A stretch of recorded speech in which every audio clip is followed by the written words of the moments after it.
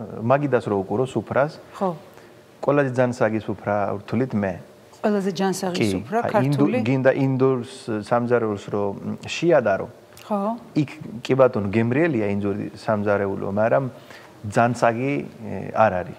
მე რო ჩემი თვალით რო ნახო, ხო. გემრიელია, მაგრამ ჯანსაღი არ არის. იმიტომ სრული არ არის, სრული კომპლექტი არ არის. რომელიც უნდა იყოს ნახშირის წყლები, პროტეინი და ეს ბოჭკო ყველაფერი. იქ პროტეინის ნაკლებობა.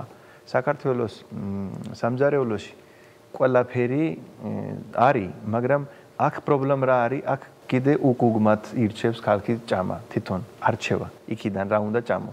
ეგაა პრობლემა. თორე ყველაფერია. ხორცი არის. ხორცი არის, პროტეინი არის. კვერცხის გაკეთებული ყველაფერია, ბოჭკო არის, იმდენი ბოსტნეული მოდის, ყველაფერია, რა არ არის. რა სჭირდება, ყველაფერია. აბა პრობლემა რაშია? რასთან უნდა ჭამო? კი, და როდის ჭამო?